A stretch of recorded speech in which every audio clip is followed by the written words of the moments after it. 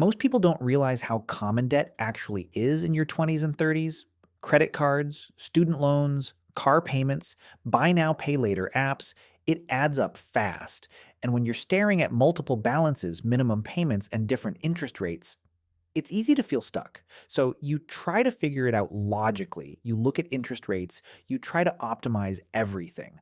But somehow, nothing changes. Then you hear about something called the debt snowball method. And it sounds almost too simple to work. But here's the interesting part, it's not the most mathematically efficient strategy, but for a lot of people, it's the one that actually works. The debt snowball method is simple. You list all your debts from smallest balance to largest. Ignore the interest rates for now. Just focus on the size of the balances. Then you pay the minimum on every debt. Put every extra dollar toward the smallest debt first. Once it's paid off, roll that payment into the next smallest debt. That's it. No complicated formulas. No optimization spreadsheets. Just momentum. On paper, the snowball method gets criticized. Because mathematically, the debt avalanche method, paying highest interest first, saves more money. And that's true. But personal finance isn't just math, it's behavior. And behavior is where most people fail. The biggest problem with debt repayment isn't interest rates. It's sticking with it long enough to finish. And that's where the snowball method wins. Here's what most people underestimate. Paying off debt is emotional. When you're paying off a huge $20,000 balance, it can feel like nothing is happening. Month after month, year after year, that lack of visible progress causes people to quit. But when you knock out a $600 credit card in a few months, something changes. You feel progress. You feel control. You feel momentum. And that emotional win matters more than most people want to admit. Because once you believe you can get out of debt, you usually do. Let's be clear. The avalanche method is more efficient, lower total interest, better on paper. The snowball method is faster, emotional wins, easier to stick with higher completion rate for many people. So the real question isn't what saves the most money.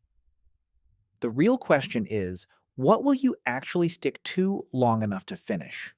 Because the best debt payoff strategy is the one you don't quit. Let's say you have $500 credit card debt, $2,000 medical bill, $8,000 car loan, $25,000 the student loan. With the snowball method, you attack the $500 first. You wipe it out. That first win builds confidence. Then, you roll that payment into the $2,000. Then, the $8,000. And over time, your payment power grows like an actual snowball rolling downhill. What started as small wins becomes massive momentum. Most people don't stay in debt because they're lazy. They stay in debt because the system feels overwhelming, progress feels invisible. Life keeps throwing new expenses at them, and they don't see a clear finish line. The snowball method fixes one of those problems. It makes progress visible again, and that alone can change everything. If you want to apply it, here's the simple process. List all your debts. Sort by smallest balance.